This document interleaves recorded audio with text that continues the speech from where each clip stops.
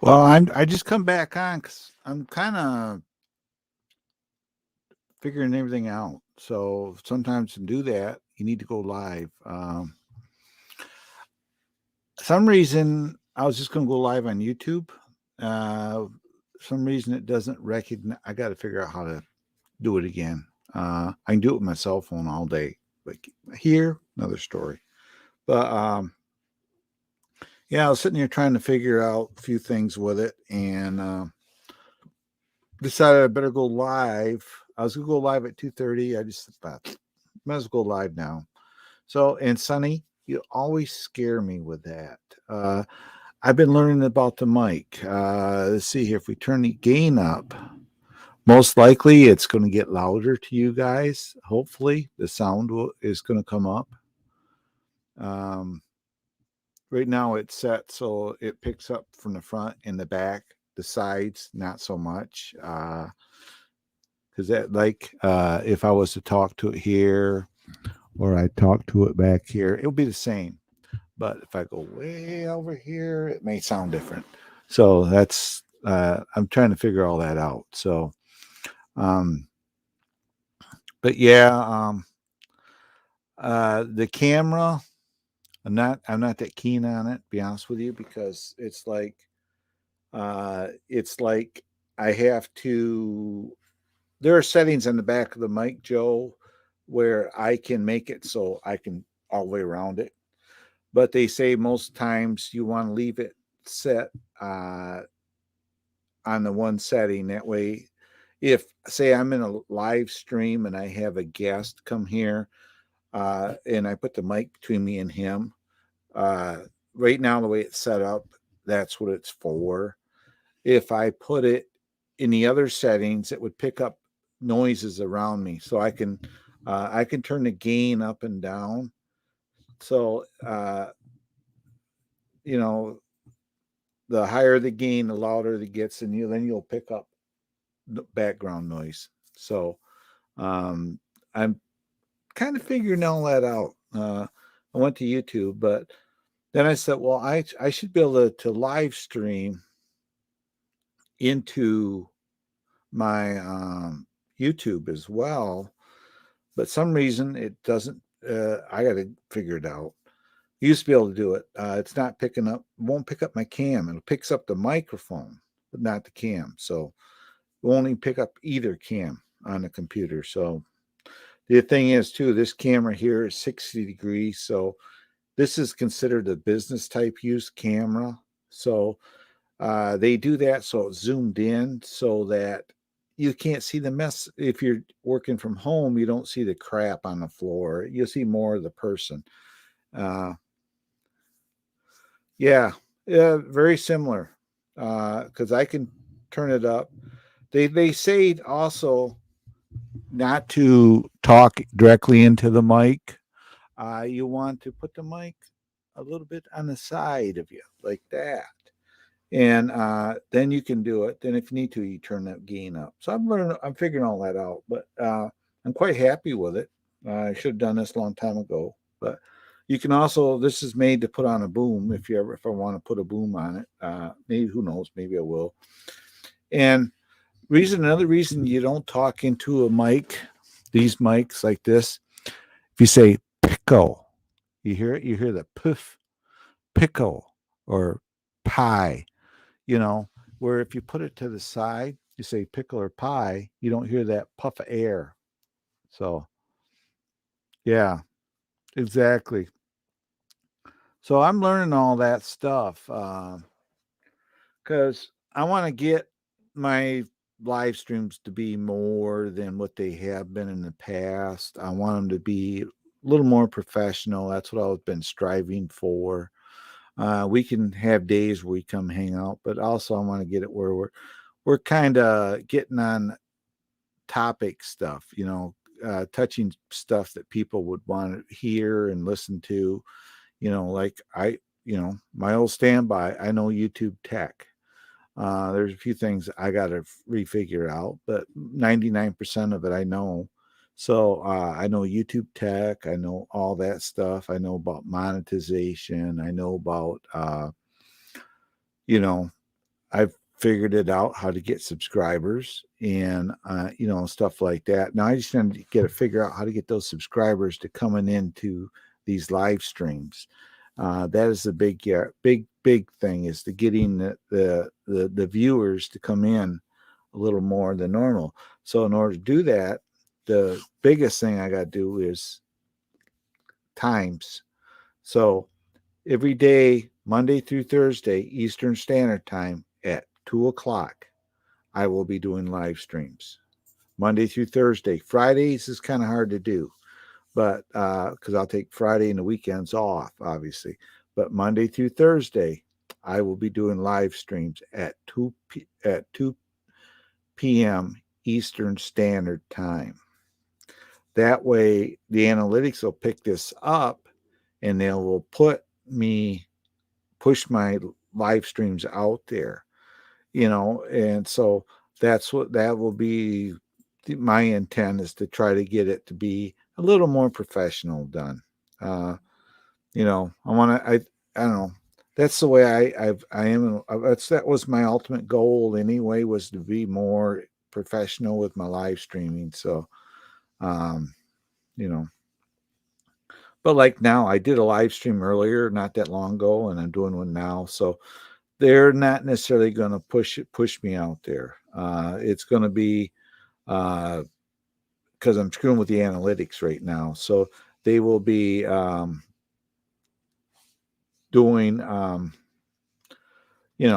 they'll figure it out eventually, but I got to be consistent about it. So it'll have to be Monday through Thursday at 2 o'clock, and it'll go as long as it needs to go to. It may be an hour, it may be 2-3 hours, it just depends on how many people come in and all the other stuff that, but I'm hoping people, will come in, visit, say hello and all that. I mean, I got enough subscribers. I just need them to all come in. It ain't about doing the super chat stuff and all that. I mean, I don't expect that from nobody. If people want to give me super chats and all the other stuff, they can, but I don't expect it from people. A lot of people aren't working right now. So, but we'll get new people in here. Maybe they'll possibly will do it, which is fine, because it all goes back into the channel one way or another. It'll help pay for this stuff, the mic and the camera I had to buy again. So, stuff like that. So, do I like this new mic? Yes, I do. If I have Bluetooth headphones on upstairs, I have ones that are made to plug in.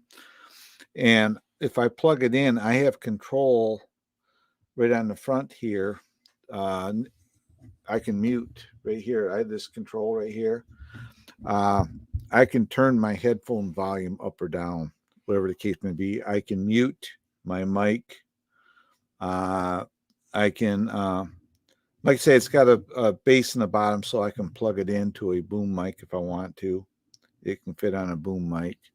So, but yeah, a lot of the big YouTubers use the Yeti mics, believe it or not. So, this is not the Yeti Blue. This is the Yeti. Oh my goodness, I forgot what I bought. It's called the Blackout Yeti. It's basically the same as the Yeti Blue, but it's black. They call it the Blackout, and it comes in a box like this. Right there it is. It says Yeti Uber Soft, and it comes in a box, and right there's a channel art, obviously. But yeah, so I have a discount code for $50 on the store that they give you when you buy it if you wanted to. They got a discount. They give you a thing where you go to their store, you buy stuff, they'll take 50. Hello, Brett. How are you, my friend? So, trying to get a little more professional. Get my green screen back, and I'll get everything else set up. So, wonder what happens. Let's see if we do this. This is for Sunny.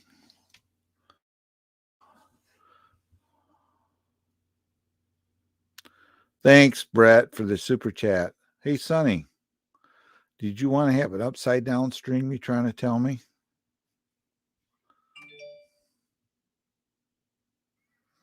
You know, if that's what makes you happy, you know, I can do an upside down stream. Thanks for the super sticker, Brett. I don't expect that from nobody. I really don't. Because with our economy the way it is, you know, if I can make a few bucks off the views, that's a big thing. I don't, but I do appreciate the super sticker there, Brett. Yeah, you've been a good friend. You still should be modded too. I didn't take that away from you. Oh my goodness. So you're still trying to scare me, Sonny. But if anybody wants to come up, just say link in the chat if you want. I'll put the link down. If you want to come up and join me, you're all welcome. I don't expect Sunny to, because Sunny doesn't do live streams. She's a private person. The most you get to see of Sunny is her torso on here. Even on her Facebook, you don't see what she really looks like. It's a torso. She has tattoos. I know that. She has tattoos. She's a torso person. So Sunny the torso YouTuber.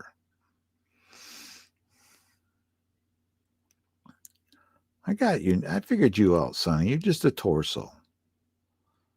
I'm talking to a mannequin. Nah, just kidding. Maybe I'm not.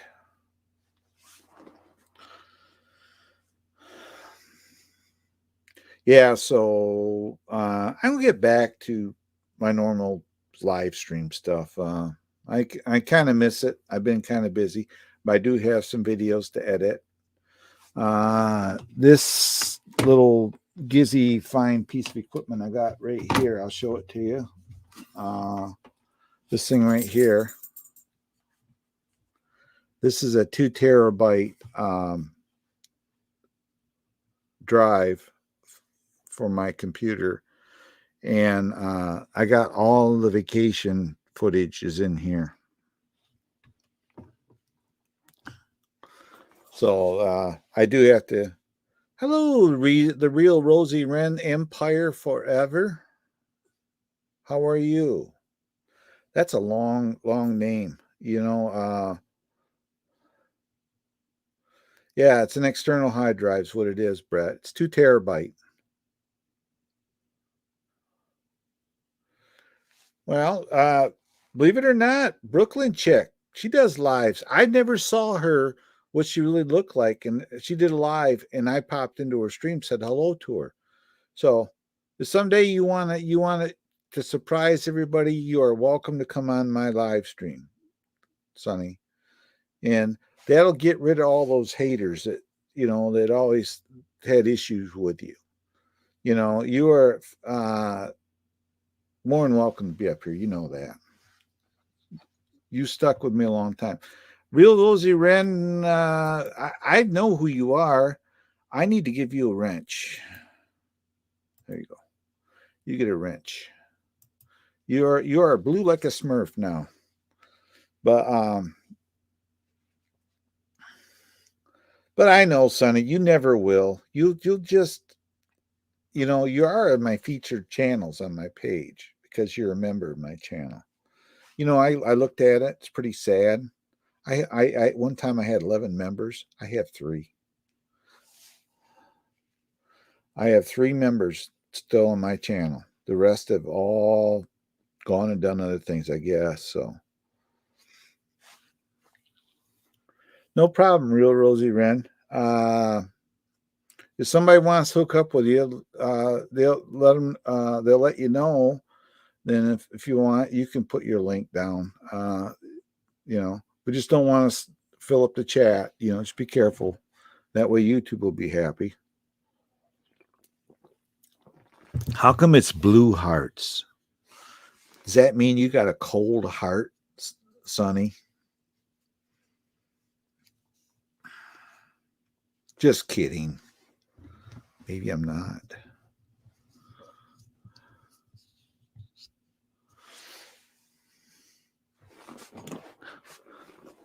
I have more drone footage in there. Matter of fact, I got some in the drone. Where's the drone? It's upstairs. I have more drone footage out there. I took on vacation. I'm going to incorporate that in a couple of the videos because I won't want. So I did. I did some videos, walking, vlogging, showing stuff, and also I where I could fly the drone. I did fly the drone. So I do have some drone footage out there that nobody has seen. And unfortunately, thank you, Real Rosie Wren, for the super sticker. I appreciate that. I really do. I don't expect it, be absolutely honest with you, but I do appreciate you giving me that awesome super sticker because, when I got monetized, I remember when I got my first super chat ever. And yeah, I know. I've known her for a long time, Brett. I have. I've known her for a long time. Yeah, I've known Rosie Wren. Oh God, over a year now. I uh, I am subscribed to her. So yeah, you're all awesome. Everybody here is awesome. You don't have to give me money to have me say that. I appreciate each and every one of you that because you don't have to be here. Nobody has to be on my live streams. I don't. You come here because you like to, and hopefully, I don't want to say stuff that you like hearing occasionally, and that's what the big thing is about. Hey, Jody's here. You didn't think I saw you, Jody, but yeah, I mean, like I say, people don't have to be here. They come here because they want to, and they know when they come in here, they're not going to have no grief, no drama, because I will not tolerate it from nobody. Not nobody picking on nobody's channels no more. Nobody doing this. They want to come in and hang out and have a good time. They are more than welcome. If somebody wants to join me up here, I don't care. They can. Uh, they want to come up and talk about their channels, they can. People say you shouldn't promote on other people's live streams. I don't mind that. Just don't say I'm going to go live in 5 minutes. Come on over there because that's not fair. I wouldn't go to people's live streams and say that about them. But if people want to, if they got a latest video or whatever, it doesn't bother me. Sonny, you keep going upside down on me. What do you want from me? Hi, Stormy Sunny. That's upside down, Stormy Sunny. Hi, Jody. I've seen you in some other live streams. I think you were in Coast to Coast Drones. I popped in there one day and said hello to everybody. And I seen you in there. I've started to I had Kevin Daddy at 13 in here today, Jody. He popped in and said hello to me.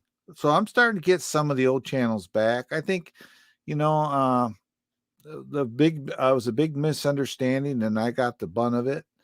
And it kind of wrecked my reputation on here. But I think people are realizing that a lot of that wasn't true, and at least I hope they do because, I worked hard for my channel. I still do. I made it so it wasn't live for a while. I brought it back. You can privatize your channel, but then you lose watch hours. I don't know if you knew that. I lost watch hours. I would have over 150,000 watch hours if I hadn't have done that. But you lose watch hours. Your views you lose when you do that. So I learned from that. But you know what? It isn't always about that. I started YouTube with the idea just to have some place to put my videos, and the income from it is really the least of my issues. I mean, I am okay. I can do just about anything I need to do with my own personal money. So, it's not that at all. But like I say, the YouTube, basically all the revenue from that goes back into my channel to buy stuff. It buys mic, cameras, lighting, green screens that I don't have up right now. And all that was bought by people donating to my channel, and the memberships and stuff like that. So it ain't like I take the money and say, oh boy, I got some money this month, I'm gonna go waste it on something. I put it back into the channel. That's what it's all about. So Sonny, now you're smiling up. Right up. Is upright or upright up? Your face is regular now. It ain't upside down. Put it that way. I don't know if that makes sense. But yeah, it's like I don't know. I'm sitting home today. I gotta pick my wife up at 5:00 from work, but who knows? I'm gonna leave this all set up tonight. Maybe I'll go on some other people's live streams if they go live tonight. I haven't done that in a while. I haven't seen I haven't popped in on oh my god. Well, my buddy Jim. I haven't seen him in ages. I think this is his busy time, so he doesn't really work on his channel this much. I haven't popped over and said hello to Blessed Life. I don't sing, so I sing like oh my god, you wouldn't want to hear me sing. It's just terrible. Your ears would blow up, put it that way. But I don't sing, so I go watch Blessed Lives, and I'm not looking to get watch hours or subscribers or anything like that. I do have a playlist. I need to add on to it if somebody wants to watch my playlist. It does help. But I don't do it for subscribers or anything. I just go to support the channel, because I found out that if you go to these channels, and you may get some people popping in there and they say, well, we got you. Next thing I know, next day or so, they're all gone. They're history. They're done. You don't see them no more. Yeah, exactly. That's what I do. I go there. Exactly, Brett. I figure I'm doing everything I want to do with my channel. I'm just trying to get a few more people. But I don't go to people's live streams to try to get subscribers no more, because that in the start that you have a face that reveals your page. Hey, I'm old, Sonny. I'm 65. All right. Yeah, let's see, where's it? Oh, right here it is. I'm 65 years old, Sonny. You know what? I don't care what you look like. Nobody does. You're a good friend.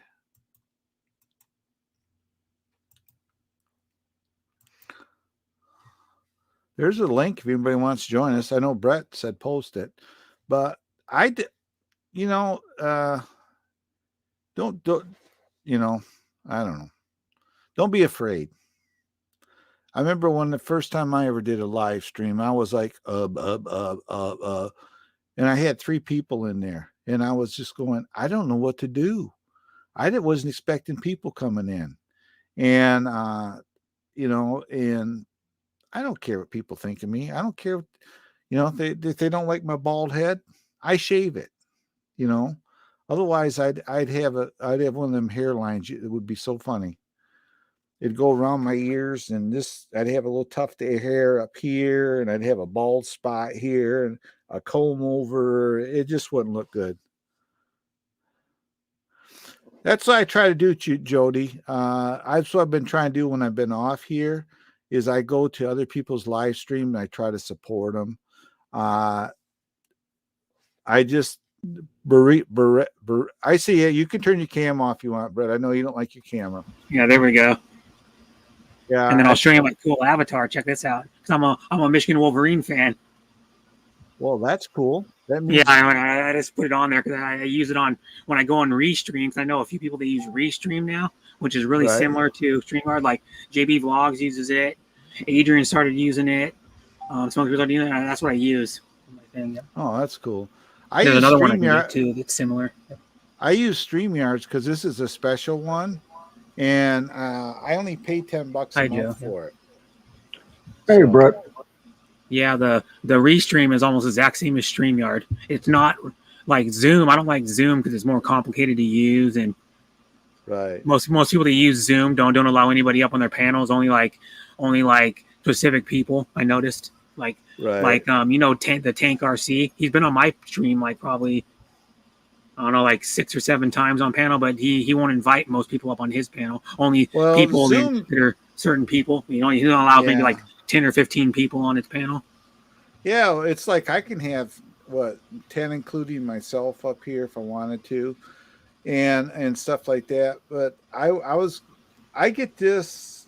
It was a special deal from StreamYard, and I only pay $10 a month, and it does everything that I need to do. Yeah. I mean, Well, you got the deal. Yeah, during Black Friday weekend. Yeah, check out my avatar. Yeah, Lady Coach. Oh, yeah. I go to Lady Coach's stream a lot. I think I may have missed hers today if she streamed today. Because I was sleeping. I like her. Yeah, she's funny. I'm good friends with her. Then I have this one. This is for Bob's Burger. I can get a hamburger. I've only seen Bob's Burger like once or twice in like probably 5 or 6 months. Yeah, I don't know what's going on. She's not active anymore. Just like, a guy that you might know is not active at all anymore. Think Dragon. Remember Think Dragon? Yeah, I went to his site and Blind Neil's back too. Nina's here too. I went to his site and he hasn't had a video out in over a year. Yeah. He was. He hasn't had a live stream in like 6 months. Yeah, I think his problem is he was getting to where he's reading the books because he was running out of ideas. I think he got in that hole where he was running out of ideas of things to do, so he started reading these books. Well, yeah. And then he kind of got into a niche where he had to keep doing that, or because his people started liking it, some people, and then but he was just doing a fun stream where he just do like what you do or I do when he streams, is talk about whatever, and then he started reading those books, and who was really close friends with him was like Lisa D, and I've only seen Lisa D like a few times in like probably 6 or 7 months too. Right. Yeah, it's like a lot of people, it just literally on YouTube, it just disappeared. Yeah. I think after a while, they do the thing to get monetized. They're all into it. Gotta go get this. And they get monetized and they just fizzle out. Yeah. You know why? Because they're like, well, I'm monetized now. I can just sit back and do nothing. No, you can't do that. No, you still got to work. You got to at least put up a video a few times a month, and then be fairly active.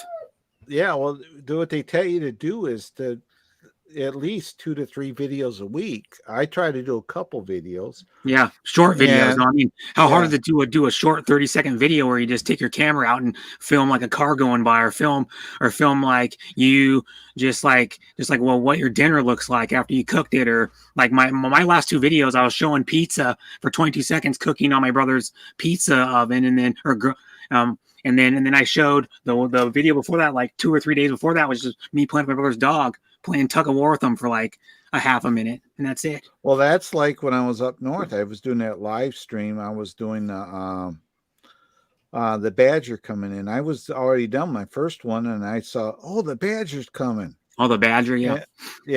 That's quite the ship. The ship.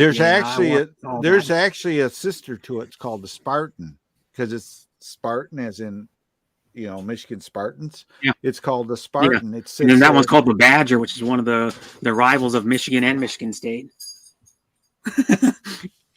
Yeah. So the Spartan now is basically they use it as a parts boat. Stickers. I met you, Claude. I went from 80 to subs to 450. At one time there, Neil, I helped, 5 or 6 channels get to 1K. I do have another channel that I need to. He needs to get some subscribers. He's a super awesome guy. I know him personally. Matter of fact, he fed me last weekend.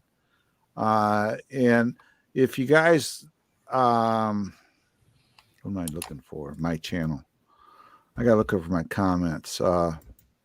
But if you guys are, I got him 8 subscribers, and he's well worthy of more.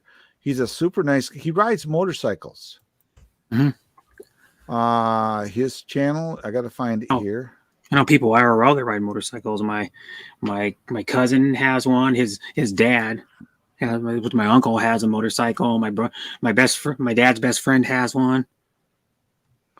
Yeah, he's Captain #250 #FX. I will put his link in there. I know he will connect. He's got the watch hours, everybody. Mm-hmm. He's got, put this way, one of his videos, I'm going to pick one here.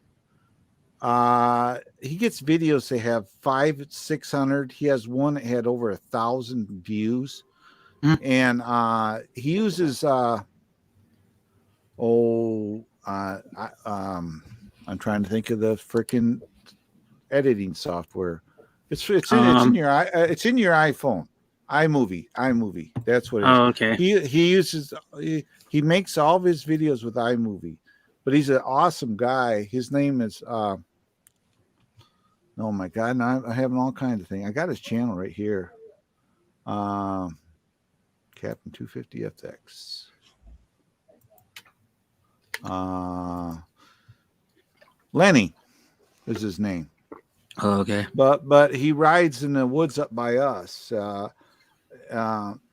In that, and I went over to his. He's got 709 subscribers. He gets to 1K. He's got the watch hours. Mm-hmm. He just needs to get to 1K to get monetized. Yeah.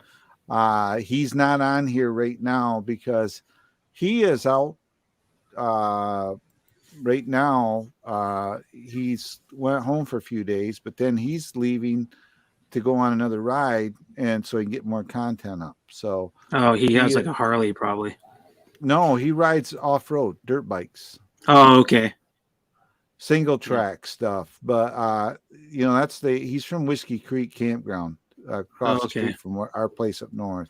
Some people ride dirt bikes too. Yeah, but he does some awesome riding. He does late night rides. He rides all over. When he goes for a ride, his rides are like miles and miles. Yeah. He probably has a enduro style bike that has a tail light and a headlight and the hand guards. Yeah, it's a dual sport is what he rides. Oh, okay. Yeah, it's like an on-road off-road with the turn signals and the rearview mirrors and the license plate. Yeah. Yeah. So if I know someone who rides dirt bikes, like a motocross style dirt bike. He has a Kawasaki. Right. It's probably like 5 or 6 years old. Right. Yeah, if you go to his channel anyway, I know he will connect back with you guys. So I think my best friend still has a dirt bike. It was one Ricky Carmichael used to ride for Suzuki.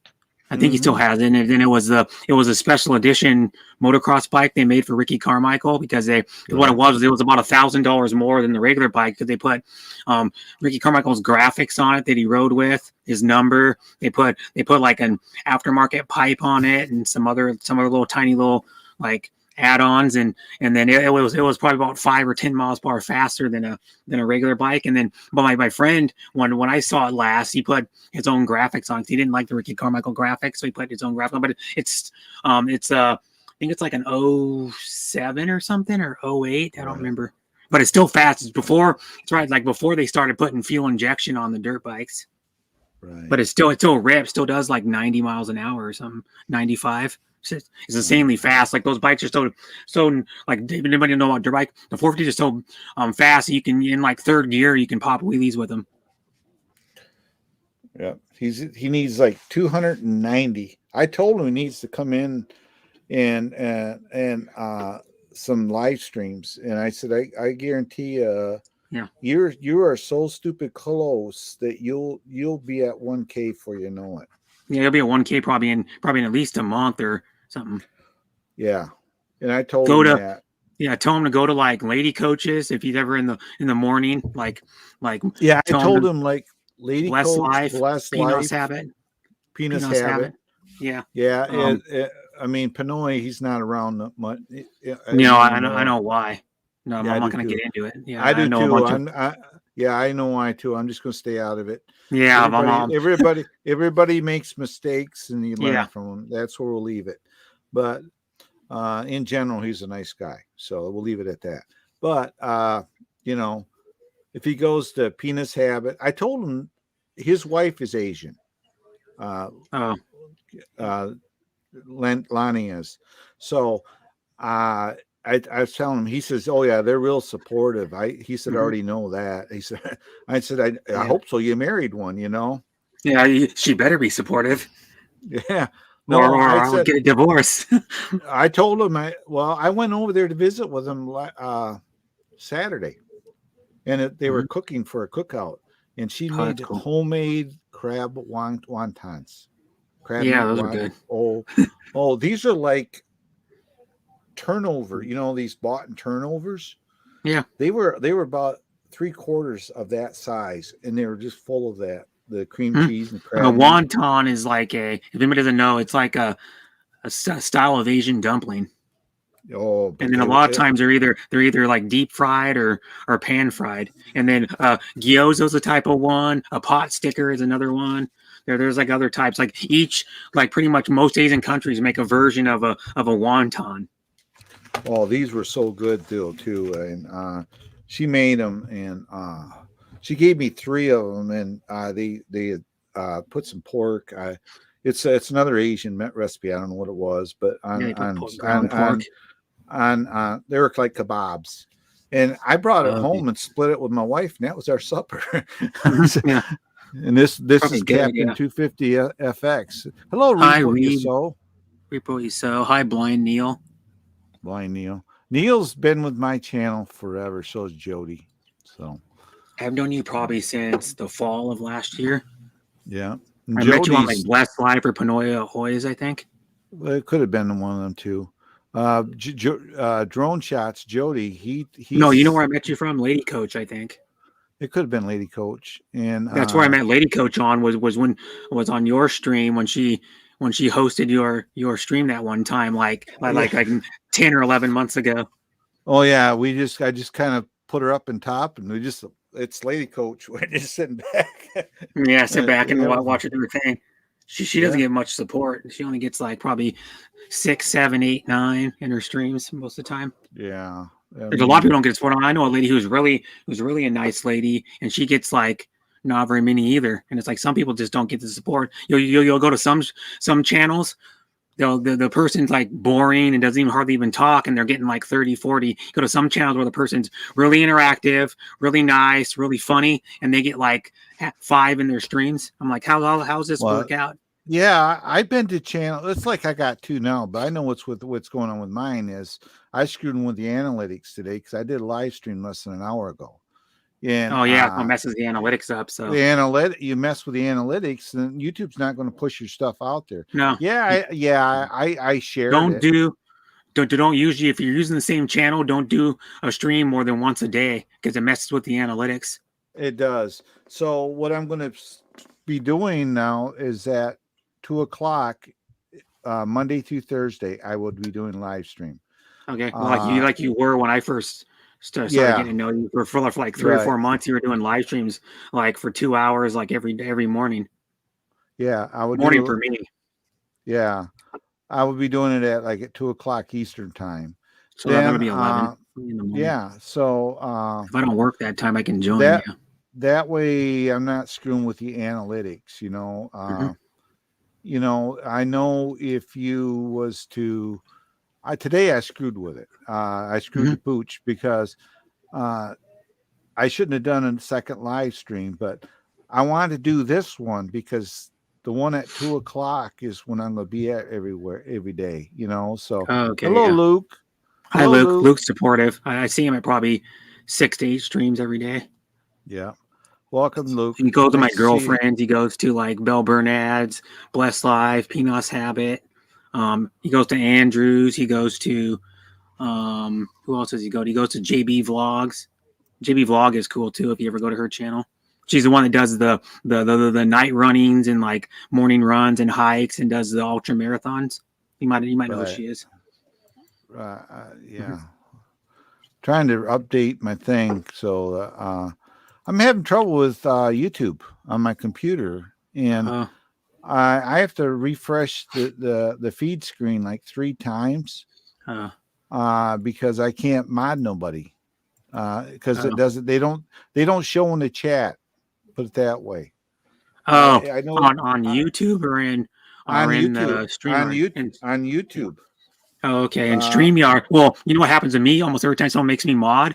When someone makes me mod, it should just automatically just make your name gray no matter if you type in the chat or not. Well, most of the time when someone makes me mod, I type in the chat, my name's blue, and when I'm not typing, or it just says my name down below, like where you comment, it turns gray, and then I type again, then it turns blue, and then I go back to not typing, it turns gray, and then it goes blue again. And then what I have to do is I have to refresh the stream, and then it's always blue. Right. Well, I did it on my phone, so Reap What You Sow, You Are Blue, and Lucas Blue should be blue in your next comment. So, but I can see the chat on my. I can see the chat on my phone, but some reason that just on the computer version, I don't know what the deal is. I think I got another Michigan logo I can put up too, so that I can download and then set it up. I got all kinds of cool logos like this one. I want to make that someday on my cheesecake. That's so good. It's Oreo crust with chocolate filling, and then it's a Bailey's Irish cream frosting, and then a Guinness or a Bailey's Irish cream ganache, and then that frosting right on the back of it has Guinness beer in it. Oh my God! You could have dessert and get drunk off it. No, there's not enough in there. It's just for the flavor. Because Bailey's only has 15% alcohol by volume. It's only like 30 proof or something like that. See, there you go. There's your next video. Get all the mixins and set your camera up and talk about it and make it for everybody. Yeah. And then if you're like me, you'll get it all made and you go to take it out of the oven and it failed. No, you know what though? You know what I would do is I would because I've seen a guy do it with a regular cheesecake on Steve Reichland on Barbecue U or something. He has like a show on Create TV, and he made cheesecake on a pellet grill. My brother's got a pellet grill. We cooked like thick pork chops on it yesterday. They were amazing. Oh, you know, one of those pellet smokers. One of my friends got one of those pellet grills, and they're amazing. I have a Weber gas grill up north, but his wife got him a pellet grill for those things are amazing for Father's Day, for birthday or Father's Day. I can't remember what it was, but she got him it anyway. And you can buy those pellets. They're actually seasoned, like apple wood or The ones we got are the Kingsford ones that are cherry wood, hickory, and oak all mixed together. They're a blend. Yeah, and but he did put that in a grill and he lights it. I mean, we cooked steaks on it. Oh, it was good. Yeah, it was. The one thing you want to do is it's like my brother has a Green Mountain, and you can get the diffuser plate. It's a plate that goes below the grill that's slanted, so when you cook something, it drips into a little bucket that's hooked to the one side. But my brother's is a Green Mountain. For Green Mountain, you can get the stainless steel diffuser plate or whatever, so it's in direct heat, and then it has probably has like 30 holes in it. So when you're cooking, like you want to do high heat chicken or like steaks or burgers or pork chops or like some type of meat that's you want to get a char on it, you put the other grill plate in there, so it gets a little bit of a char on the outside. It's a trick. Yeah. But we cooked the pork chops for probably an hour and 10 hour and 15 minutes. We cooked them at 300 to start out for like half the time. Then I turned it up to 375 for like 15-20 minutes, and then the last time I turned up to 425 for like 15-20 minutes, and they came out damn near amazing. And they were like big, like inch thick pork chops with the bone in them, and they're probably 12-13 ounces each. Right. And then I cooked risotto. I just bought a boxed risotto that you just make. And risotto's good. It's a type of rice, risotto. Right. It's actually the grain of rice is called risotto. And then they make like this one was a creamy Parmesan, so it had like Parmesan cheese, and then it had like a little bit of herbs in it, and then the cheese packet was good. That sounds good. Actually, just looking at your avatar right now, and I'm hungry. Yeah, that's what I do. My streams. It's funny thing. I put food thumbnails on all my streams. I go, if people want to come to my they'll get tempted by the food. And everybody goes to my stream and they go, oh man, you make me hungry. I've already had like 3 or 4 people go, you make me hungry every time. Oh, I put like good. Drink and food thumbnails on my for my streams. So I might be streaming tomorrow.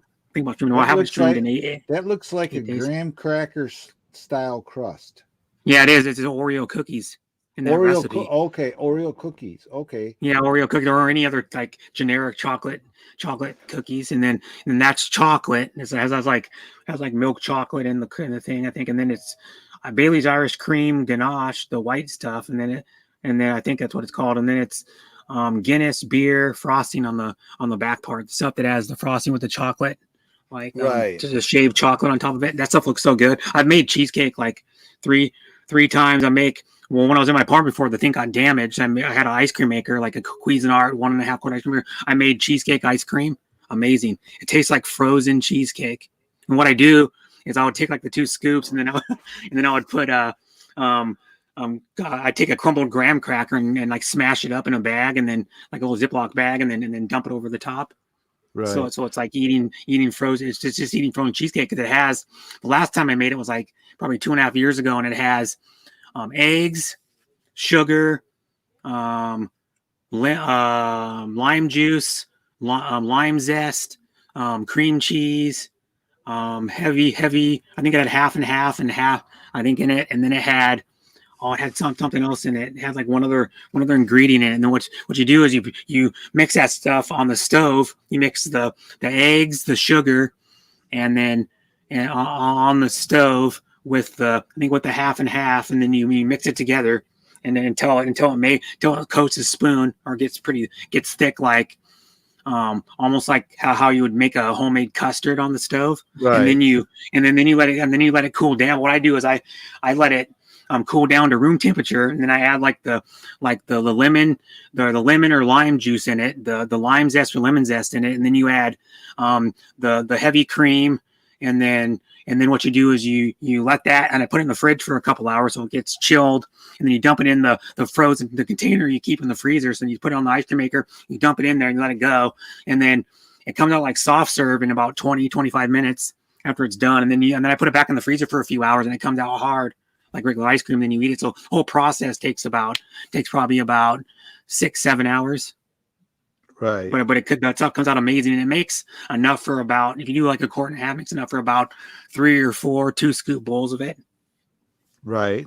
And it's really good. Yeah. Did you notice you're talking to a hamburger? Yeah. Did you notice you're talking to cheesecake? Hamburger cheesecake show.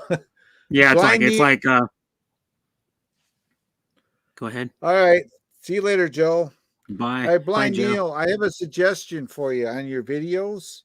Hashtags in the title. Hashtags, put hashtags in your title, making a pizza or whatever. Hashtag pizza recipes or something. There's one I made. Because then you'll get the general public out there. Let me get it big so I can see. But yeah, that's beef stroganoff. Oh my goodness. And I made that. Well, I didn't make the noodles, but I made the sauce, and I took prime beef from a store called Fred Meyer. It's a grocery store / department store. It's like one of those combo type stores. And then and it was prime beef. It was prime New York strip steak. We got a Meyer store here. It's different. And the owner, well, he's gone now. His name was Fred Meyer. So it might be part of the chain. Just might be a different name out there. Because like we have a store called Safeway here, and Vaughn's is part of the same company. And Vaughn's is in like the Southwest. Because I went to like 11 years ago when I was visiting my best friend down there. We went to a Vaughn. We walked into this grocery store and I go, "This looks just like Safeway."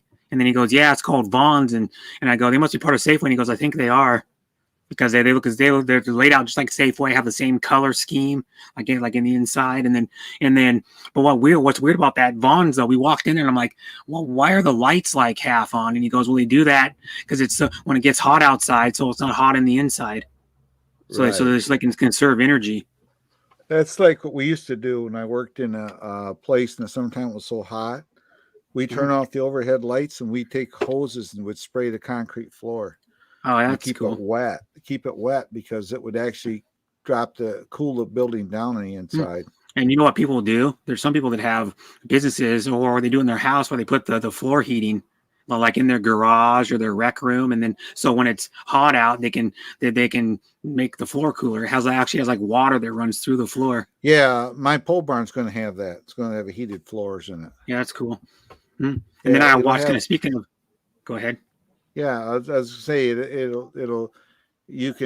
has a system exchange. It's like a heat pump. It'll either puts in warm heated coolant through it, like basically antifreeze, or it cools it down and then it cools the floor. So it helps cool the building down. So, and then, well, one thing though is like I was kind of speaking of garage floors. I watched another lady called Alex in Wadney Entertainment, and Wadney's the one I know the most because she's been on my panel like a few times, and she's a really funny, like outgoing, like black lady. And then her husband's Alex, and they were doing a stream probably like a week and a half ago or 2 weeks ago where they're putting that colored sealer on their garage floor. They put like a couple coats of it on there. You don't talk about it. It's like that stuff to prevent oil and like grease from going in the pores of the concrete and staining it. So you just rub that stuff on there. Also, too, it makes it more durable because it actually hardens the stuff, and then it makes it so you can just take like a mop and wipe it off and like clean it up. Yeah. And it was like gray or something, the color they use. I think it was like a light gray or dark gray.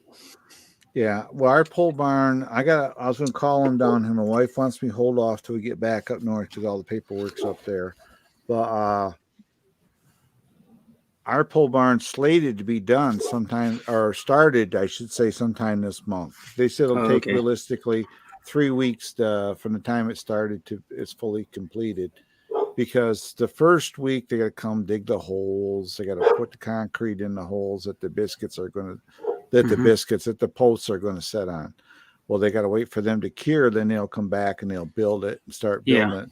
But then they got to, they're going to do the cement. They're going to do the floor in it. So they got to come in and they got to pour the floor and level it up. And then they got to do approach in front of the pole barn. So they're going to do all that for us. The only thing that I got to personally do is I got to put, I'm going to run the electric in. I'm going to do my own electrical. So. Okay. But yeah, like the approach is like where they have like the concrete slab in front of the door.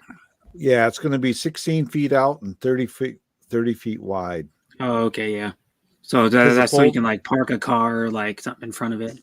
And something in front of it, or if I want to work on something, I ain't gonna lay in the dirt, and do it. Yeah. And one side's going to have a 12-foot by 12-foot door, and the other side's going to have a 10-foot by 10-foot. The 12-foot's for the motorhome, but the motorhome we got now, we're probably going to next year. We're maybe getting rid of that one, and then we're going to sell it. Then I'm going to buy a newer one because I want to buy something with a Ford chassis with the V10 engine and at least 30 foot long. So my uncle has you can get ones that are like early 2000s. My uncle has a 24-foot, but you can get the same one that's a 30-foot. That's a Winnebago also because he has a Winnebago Mini Winnie. Yeah, the one I got up north is 24 foot, but we deemed it, even with two of us, 24 foot is kind of small. So my intent is I bought it anyway to see if we would really want to get into it, put it that way. And so far we've had one bad experience with it, but that's a long story. Yeah, but it's probably that thing's also like what, early 80s or something. No, well, I'm away from Munising, Michigan. I left and I made 17 miles out and a tire let go. Oh, okay, that's why. Well, that's So, going to happen if the tires are old or you get well, something in the I tire. I replaced tires on it, but I didn't replace the fronts, and I should have. So that was the bad experience. Was basically I had to put $420 in 2 new tires for the front of it. Okay. But you know, it is what it is. But other than that, it wasn't. It ran good. It got about 8 miles to a gallon. It's not very good. I know, that's what I figured. But if you buy a pickup truck, a Ford pickup truck or a Chevy, doesn't matter. Yeah, half And ton. you put a 30-foot trailer in the back, you're going to get 7 to 8 miles a gallon with them. So, you know, with a gas engine. Well, if you get a diesel one, no, because a diesel one, I know my best friend's brother, because I went down there in July. He has it's the newest body style. It's like a couple years old, but it's like the newest body style Super Duty. That thing will pull a 30-foot trailer like nothing. It's got 1,050 foot-pounds of torque and like 475 horsepower in that bad boy. Right. And it'll pull that trailer because it'll pull like I think 19,000 pounds or something. That truck will. Right. Yeah. And it'll pull like a 9,000 pound trailer like nothing. Yeah. The Triton, the V10, is almost 300 horse. The motor I got now has got a 270 horse motor in it. But the difference is the Triton's got a fuel injected engine, where the motorhome I got's carbureted. Yeah, it's carbureted. It's got like a 4-barrel carb on it. Right. It's got a Rochester quadrajet carb on it.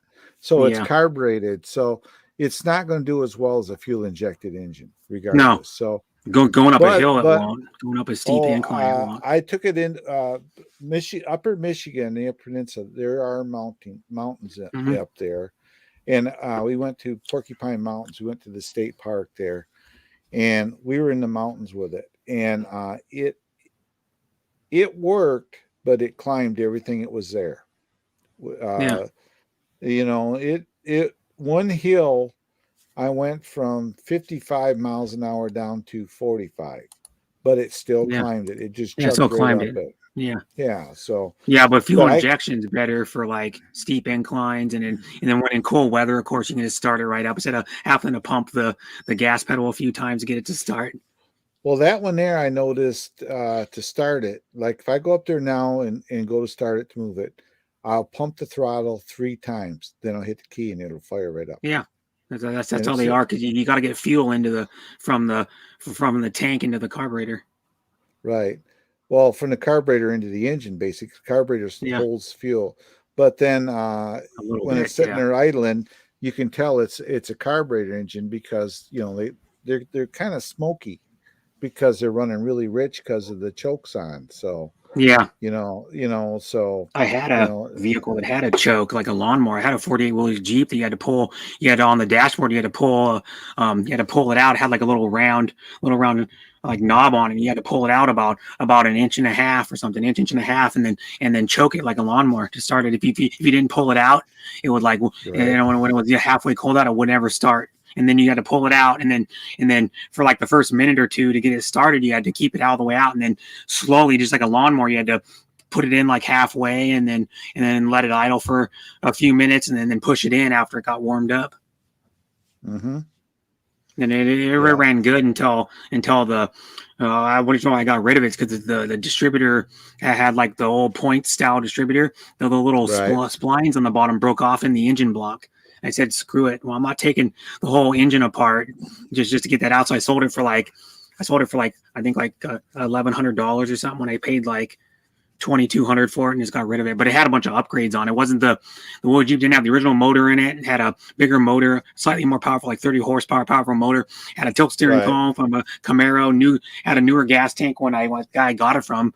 It had the seat moving back an inch and a half. Had a like $700 top, one of those soft tops on it. Had a new windshield frame, newer tailgate. Had the heavy duty Warren hubs. Had all kinds of. The heater was pretty new. The heater worked brand new. Had a bunch of new gauges on the dash. Had the converted to 12 volt. Had a custom bumper on the front. Had a front the front drum brake, bigger drum brake conversion in the front. from Oh, a okay. Willys because you can on a Willys Jeep you can fit the with an adapter. Or not even adapt if you can fit the drum brakes from a Willys wagon or Willys pickup right on a Willys Jeep, and then Right. they're like 2 inches bigger in diameter to stop better. Believe it. Yeah. Up north, I got a picture of it because And then it had a steering box. It was converted to 12 volt. Had the electric wiper conversion. Had a bunch of stuff. Had a full 1, 2, 3, 4, 5, 6-point roll cage in it. And then the guy gave me the front part that goes around the inside of the front windshield and the side tubes. And my best friend's dad, who was a boilermaker, welded them all up and did a really good job. He's the best welder right now. The campground by us has this sitting there, and that's Scott, my friend Scott from Scott's. That's a power wagon, isn't it? Yeah, that's old military truck. Yeah, no, old. We opened the hood up on wagon. it to check it over, and it ran until they shut it off. I told the owner he really needs to get it out of there, and I said, get it out of there. Yeah. And let's screw with it. Let's get it running. Yeah, bye. Stickers in the backyard. You're Okay. gonna let them in pretty soon. Okay. Listen for them. Yep. You know, that was my brother saying he's going to work for a few hours, and then his dog's in the back, fenced in backyard. So I gotta just go get him. He has a mutt. Oh, okay. Yeah. Half pit bull, half whatever it is. My dog is similar type of terrier. Spot. He's right. Where's he at? He's right there. You see him. Your little dog. Your dog's about a third the size of my brother. My brother's is like almost 70 pounds. And he's probably about 2 feet high to his back. Right. Yeah, Nico is maybe 12, 13 pounds at that. Yeah, so my brother's dog is like 4 times his size almost. Right. He's not fat or anything. Yeah. We got bad weather moving in. I just looking out the back door. They said we're supposed to get some rain and storms here today. You could do a video of you singing in the rain. Nah, Get an umbrella and do I'm singing in the rain. That would be terrible. I'd lose subscribers. I start singing. It's I go to the O Show or Blessed Life or and sometimes they sing. They if they're singing, I just listen and I'll give them a thumbs up. I don't even say anything because I sing. I don't. I don't lose subscribers. I actually gain them. I'm like, haha, jokes on you guys. Right. But I do a lot of different songs though than most people. That's probably why I get subscribers. Because I'm more singing like hard rock and heavy metal, and I do old school rap, and I do like that. I sing like Rainbow on streams and like Iron Maiden, and I sing like Foreigner, and I do like Led Zeppelin, and I do Boston I've done before, and I do like Bon Jovi, and I've done Whitesnake. So I do like heavy metal, and then I do like old school rap, like Run DMC and like Beastie Boys and stuff like that too. Right. Yeah, you don't want to hear me sing it. Just be terrible. I'm not good either, but I still do it because that's what Filipinos love is singing. They do more than anything in the world. If they want to come on, I know songs for Anna, I know her good too. And she come in here and sings. If they want to come in and sing, that's fine. Just don't ask me to. Yeah, it'll get you subscribers. I know it, but I'm doing pretty good. I gained I think in the last 28 days 170 subscribers. So I must be doing something right. Yeah. I'm not quite. I'm on my way to 3,000. I don't push it. I'll get there when I get there. So yeah. But considering when I started, I thought when I had 13 subscribers, I was a big channel. So there you go. Mm-hmm. Now I'm pushing 3,000 right now. That's pretty good. I'm 2,749.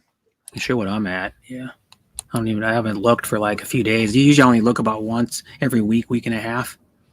Well, I just looked because what happened now, I was looking at my channel. I have 4,438 subs. Yeah. I've gained probably about 9 or 10 subs in the last week. Yeah, you're up on me on like live streaming too, doing live streams because I was backing away from I haven't done one longer than that. I'm at I'm close to 3,000. So Yeah, but that's good. I mean, the subs are all relevant. What you want is you want views on your videos.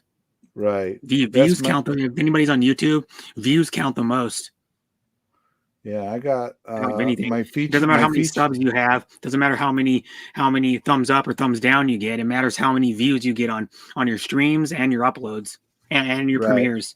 Well, I tend to Because get more. I tend to get more views on my live streams. Believe it or not. Mhm. I lately though I've been getting a fair amount of views, according to YouTuber, which are good, on my uploads. Mhm.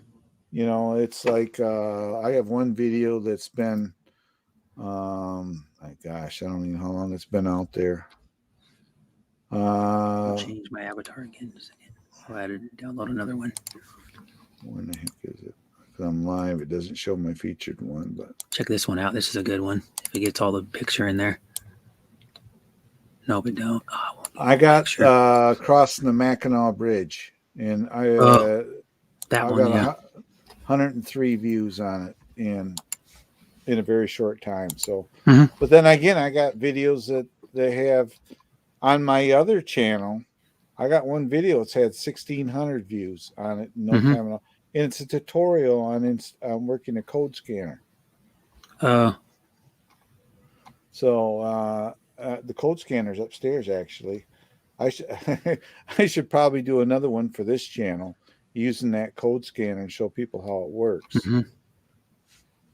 Because my wife's car was having issues, and I knew what it was, but I had to clear the code, so I went and bought the scanner, and I did a video on it, and as I did it, and I had the scanner going, plus I had my camera recording everything, and actually it did pretty good. So maybe I'll do another one of them. But that'd be good. yeah, it's getting windy out, and the sky is getting kind of gray looking here. They said it was supposed to be bad. Yeah, I don't even know how many people are in here anymore. It says we got one person.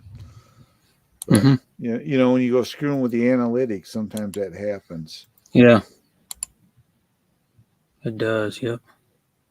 Trying to get a cool picture to download to show you. I can get a good, might be able to get this one all in. The frame, I'll go here, save image as.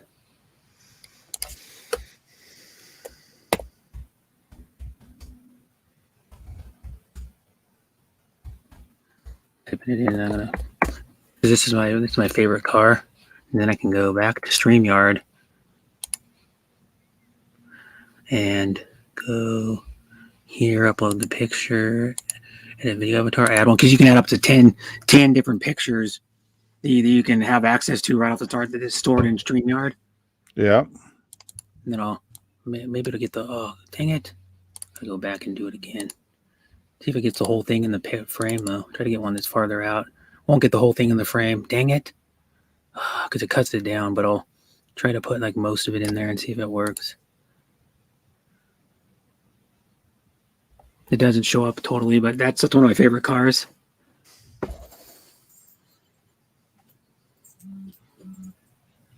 You know what that is, right? 68 Dodge Dart with the Hemi in it. Oh, was it? Yeah, it's they're one of the rarest muscle cars. There's like 80 of them made, I think, and they're worth like $200,000 to $225,000 now. It's a special special Dodge Dart because the Dodge Dart that year that came with a 6-cylinder, I think a 383, a 440, and then the Hemi one. You can tell that's how they look stock. They have that big wide hood scoop. They have the tall rear, the drag radials on it.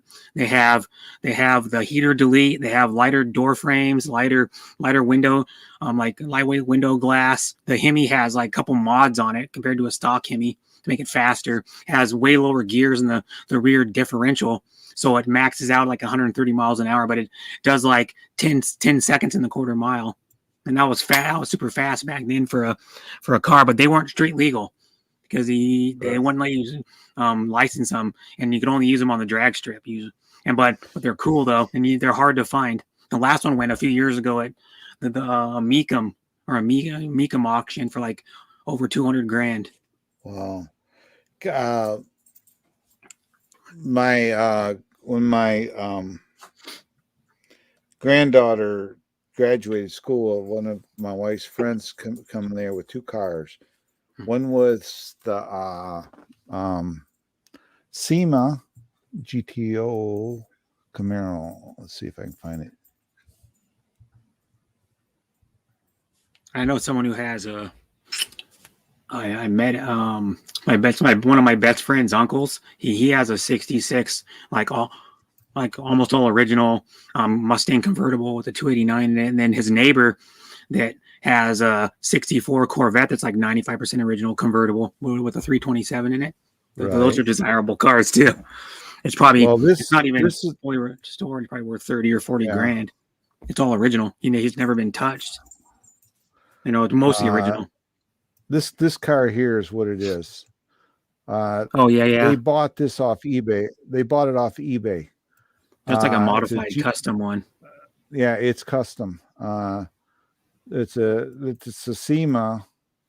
Well, they ended up they bought it on an eBay auction. The guy had to sell it to buy it because he wanted to buy a Ferrari, so they bought it. They paid $70,000 for it. Mm-hmm. But it's set in his pole barn alongside his. They sit in his pole barn alongside his Roadrunner, which had a 426 Hemi in it. An actual. Yeah, that's what that one has in it. The Dodge Dart has the big carbureted Hemi in it. Right. This was a Richard 4-barrel on it. Richard Petty's engine guy built the engine in this car, and it's set in his pole barn. The pole barn caught on fire. Oh, that sucks. That Camaro and that Roadrunner got burnt in that fire. Mm-hmm. He was able to get them out. So he is currently working on getting them redone again. But they both got smoke damage. They got them out before they got hurt too bad, but they got a lot of smoke damage. So he has to get them all redone. Yeah, he has to do all the interior and all the interior and everything because it has to be redone over. But the orange SEMA Camaro he had, and the other one was a what do they call? They got weird colors. It's like a green yellow, if you know what I mean, type color. Oh, is it the lime time? What they call Sublime lime or something. Or, like that I think it's called like lime time or something. Yeah, it was that color. And he opened up the hood, and there's just that big old thumping Hemi in there. Yeah, the Hemi is one of the most rarest motors you find now. Yeah, it was 700 horsepower. Oh, yeah, so it's modified, yeah. No, it was 700 horsepower, and it had it had the 6-pack on it. Oh, yeah, 3 2-barrel carburetors, yeah. I think this one, I can show you the ones that like the Dodge Dart. Called like LO something or other, blah blah blah. The actual model Hemi super stock. There's one that went at, where is it? It was the muscle car of the week, and a couple years ago they did. It's called the LO23 super stock 68 Dodge Dart. They made them in a few colors, but I'm trying to find out where the one that was Mecum right here. This one sold lot, and it was in Dallas in 2019. This one had a multicolored hood, and it sold. And they said this before they were going to sell it. They sold all the specs of it, a long description of it. 225,000 the value, and this one has a multicolored hood on the front, and then the rest of the front fenders and all that, and the rest is a different color, and it's still estimated $200,000 to $225,000. This one has one of 80 built for NHRA Superstock Racing, built as a 383 Dodge Dart at the Hammerich plant, transferred to the Hearst modification and assembly, acid dipped colors, restored to original specs, original 426 race Hemi engine, cross ram intake, dual Holley 4-barrel, so it had 2 4-barrel carbs,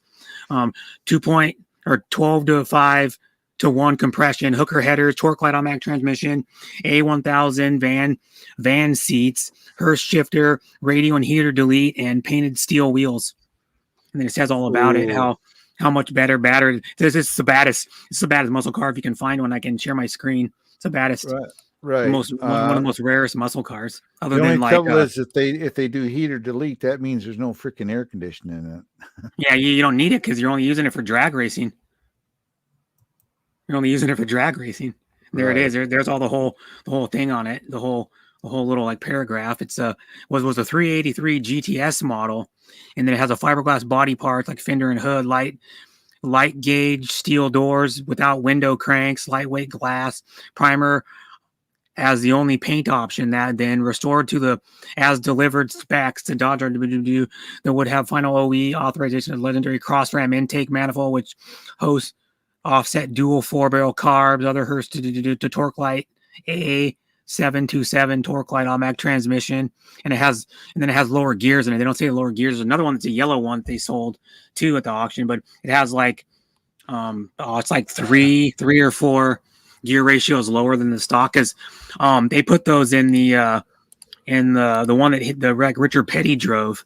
Richard Petty drove like a 69 Dodge Charger Daytona, and those things would do like 170, 180 back in like 1969, and these ones would have been faster, but they made them for super stock drag race, so they lowered the gear ratio a lot. So they do like 100 around 130 and like 10 20 or something, I think, in the quarter mile. Now that was blazing fast for a mostly stock looking car. Right. And it looks of it too, the front end was probably fiberglass. Yeah, the front end's fiberglass, and then it's got like an inch or two taller rear tire that's a few inches wider in the back for more traction. Right. And it's badass. And those Hemis, like the one that Richard Petty drove, I think they would do like how fast would 69 GHARG Dodge Charger Daytona, how fast for a Dodge Charger Daytona they would let me see, Dodge Charger Daytona go. Top speed, let me see. A Dodge Charger Daytona, and let me see, 88 pressure engineered Dodge Charger Daytona was the first in NASCAR history to break the 200 mile an hour mark on March 24, 1970 at Talladega, which they still race on today in NASCAR. The 69 Dodge Daytona won 2 races, so it went 200 miles an hour, 322 kilometers. And then it was, I don't know if it was stock. How fast would a stock Dodge Charger? Oops, 60 up at 29, 69. How fast would a stock? Let me see. They might have been modified a little bit. Stock Dodge Charger Daytona go. So 200 miles an hour. Yeah. They would. I have a video game where they'd go like 170 something. You can get up to like 170 something for a stock Charger Daytona 69. Wow. They're pretty damn fast. Just imagine. You can't imagine, like, the new cars are so electronically controlled, and they have like really good suspension. You don't realize that it doesn't feel like anything when you're doing like 150 or 180 in a new car. When you get in like an old car, I've never been in one, but I've heard like stories about people that have been like 150, 160 in like a car from the 60s or like 70s, and they go, it's a different experience because the car starts to rattle and shake, and you can feel every bump of the road. Yeah. You know, and like my best friend's dad's one of my profile pictures. I still keep telling him to get it running, but he's getting older and older, and I don't think it's gonna happen. Those cars would do 150. The one that's in my profile picture for YouTube would do 150 back in like 1964. It would from 61 to like 67, I think it is.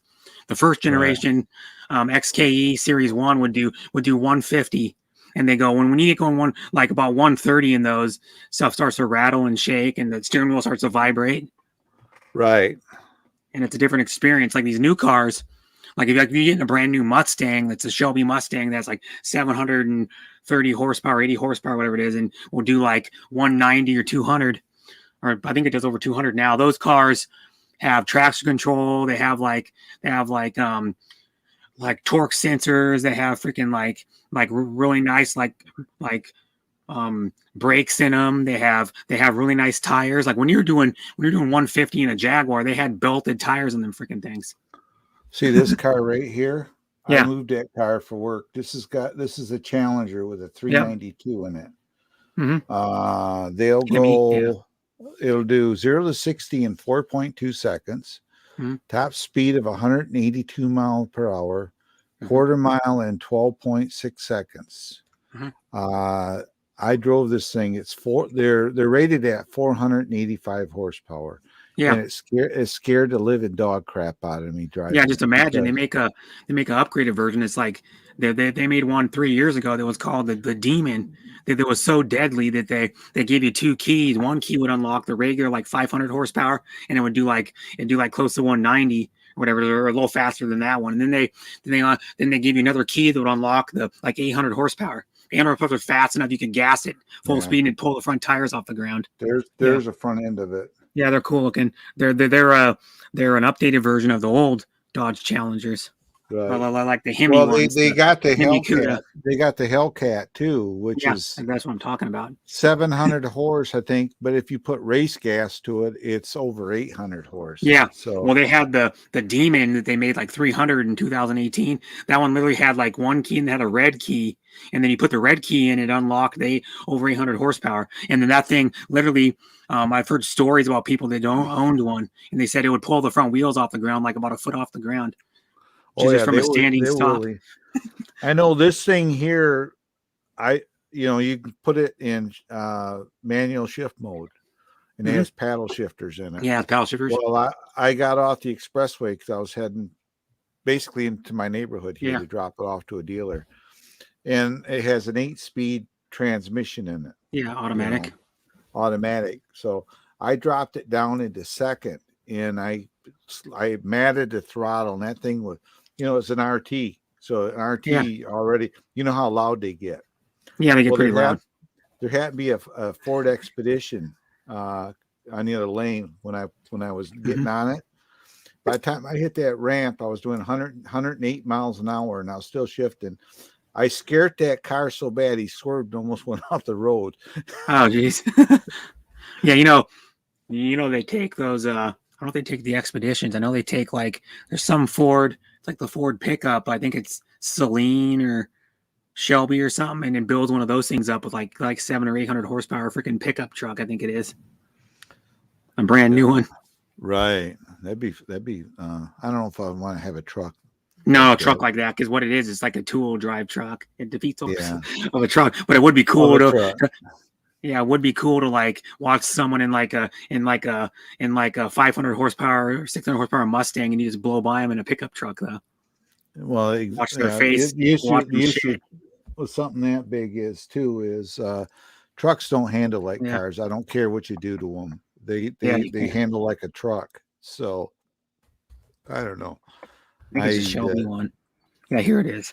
It's called here we go. It's called the Purpose Bill. You can special order them from Shelby America, and it's this one's got a lift on it and shit though. This one's probably 4-wheel drive. This one's got a lift on it, and it's an F-150, but its starting price is $115,000.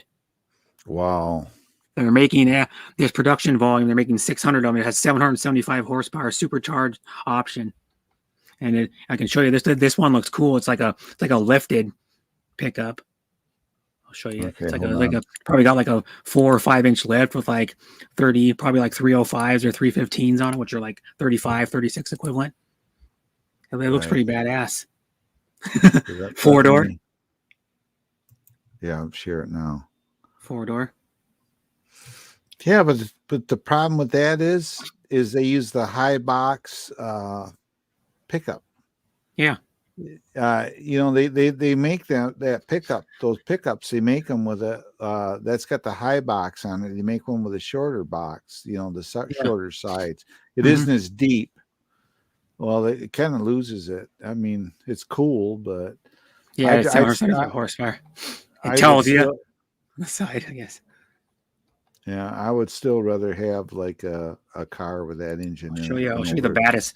The baddest car going is let me see, KOE. It's not cheap. The Gamera, if I can find out, go. GA. There we go. The Gamera. It's the baddest car going. It's not cheap, but it's a 4-door car. Will go 0 to 60 in 1.8 seconds.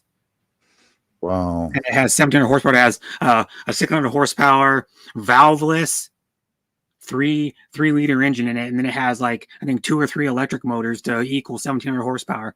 And it's one of the coolest looking cars too. Check this thing out. It's not cheap because Koenigsegg's a Swedish company, and they've made probably about 5 or 6 other cars, and they make them in limited production. But this one's a 4-door car.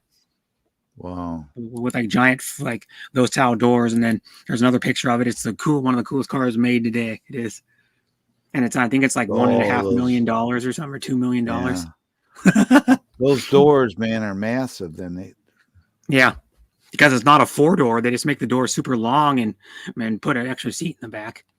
right. See, it's literally a 4-door. I could fit back there probably, but look, here's what the interior looks like. Look at how advanced that thing is. Wow. The only thing about the new cars is a lot of people go, they're so complicated to have to learn all the electronics on them that it takes you like a week or 2 weeks to even figure out all the electronics. Just by playing with the infotainment center and all the buttons on the steering wheel and the paddle shifters and all the stuff you can change on the dashboard. Because most new cars, all the dashboards are electronic, so you can change the different modes and different layouts of the dashboard. Right. Yeah, but it's a badass car. Look at that. That's what it looks like with the doors closed. So badass looking. Yeah. And they're like rolling works of art. 'Cause that guy puts a lot of effort into every detail. The guy that owns it, because Jay Leno had the guy on his garage show like a couple years ago, and that was the Agra, I think it was. And that car is so amazing. This one does probably like about 240, 250 miles an hour or something. It's ridiculous. The fast electric car made. Yeah, well, they're a hybrid, right? They're electric / gas, or is that all electric? It's like 1,100 horsepower of it is electric. Yeah, I think they work. Yeah, because they work up to a certain speed, then the electric motors will kick in to give you more speed or more. Yeah, there's that guy Shmee, whatever his name is. He's a big car guy, and he owns a bunch of like cars, like fancy like sports cars and stuff. And he does vlogging on YouTube about cars. He probably has like 2 million subs or something now. Wow. He's a cool guy. He's a British. I think he's a British guy. Yeah. Then there's another lady, the Supercar Blondie, who's big on YouTube. She's an Australian lady that reviews cars, and she's not just looks. You watch her videos, and she knows more about cars than 99% of the guys I know. I've seen her videos. Yeah. She's amazing. There's a side view of the. Her looks help, because the first time I ever saw it pushed out there, I saw her and I said, "Well, I got to look at her channel." Then it does, but I mean, she knows what she's talking about, though. Right. Mm-hmm. That helps too, because first impression you go, oh, she's like a 9 in looks, but then you go after you start watching more of her videos and stuff, she knows what she's talking about. And that's why people stick around. Because if she was just all pretty face and didn't know crap about cars and was like giving you wrong specs and like didn't ever drive them, like she would say she was driving them and she wasn't, and then people wouldn't stay around. Right. Exactly. But yeah, it's so cool looking. Look at that thing. If I had the money, I'd buy one. That's our trouble, Brett, is we got the face for radio. Yeah. I got a voice for YouTube. It's not even radio worthy. Right. But I'll show you another electric car that's cool. The it's actually, well, it's ORSCAG Porsche. Oh, the stock's doing not too good today. It went down a little bit.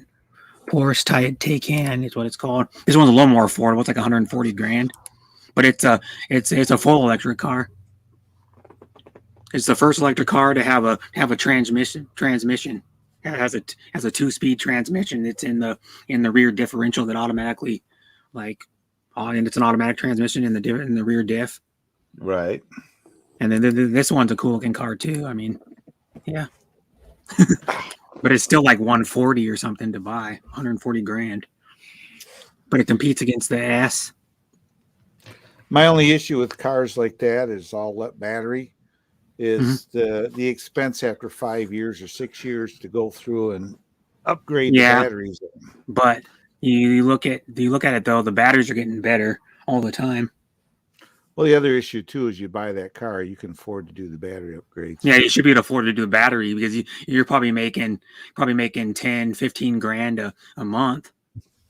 You can afford to pay the like $1,200 or $2,000 a month payment for that thing. Exactly. And it's cool too. And then a lot of people like, did you know Jaguar supposedly, and like, I don't know, it's in like a few years that they're supposed to go into all electric cars. Well, Because the England made a mandate by a certain year, like 2030 something, that their cars are all the cars are going to have to be electric. Wow. They're making it so any new car you buy is going to be electric. And soon after that, I heard you're not going to be even drive a gasoline car. They're gonna make you so you can't even drive one, which is kind of lame, but it's actually good at the same time. But you know what? Funny thing about electric cars is there's still chemicals in the batteries. Right. Well, the other thing too is like Sweden. Yeah. You cannot buy a boat motor that's 2-cycle. No, yeah, They've outlawed them. They got to be 4-stroke motors. And even the little ones that are like 5 horsepower. Well, Mercury went to all 4-stroke engines. Mercury outboard. Most everybody is. I think Honda did too. Yeah, well, Honda's always been 4-stroke, but they all went to 4-stroke everything because of the EPA's mandates and all that. Yeah, the emission and smog regulations. The 150 prior to when I left the boating industry, the 150s that we were putting on pontoon boats were already set up. So the minute the EPA said they had to have catalytic converters in them, we just lifted the power head off and you just slide it in. Boom. Okay, easy. Easy peasy catalytic converters in it. And yeah, but they're probably running like those boats you're talking about, probably running like 2 or 3 150s on them. Some were running 4 and 5 of those on there at the time. Oh, okay. Well, why don't you just go like two 300 horsepower motors or something and just call it good? Well, that's just it. If you have a pontoon boat, it's rated for 300 horse. You put two 150s on it. Yeah. If you have if they made a 300 horse, you could only be able to use one engine.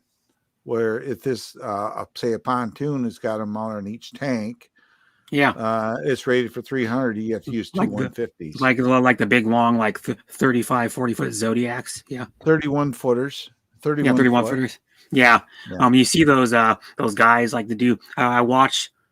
There's some people that do like fishing videos on YouTube, and they're running those big 40, 45 foot fishing boats that have the center consoles, and they're running like 2 or 3 big motors in them. They're running two 200s or 2 250s or even 3 200s or 3 250s in them. Right.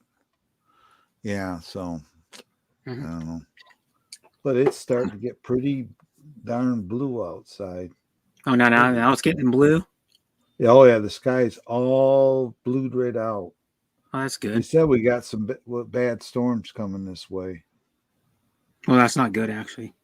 No, it's not. But here it's sunny and probably it's only 12:36. It's probably upper 60s. Like yesterday, it was mid 70s, and mostly sunny. Well, it was a nice weather out. The situation is I washed a car. That's why it's doing this.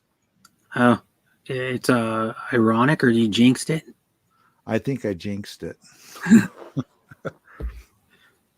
But yeah, I'm going to start doing these live chats and for a couple hours every day or something. Couple hours or so, an hour and a half or something. I'm going to try to do it 4 days a week. I'm going to because Friday doesn't seem to work, because if my wife is working from home up north, she's done by Friday afternoon.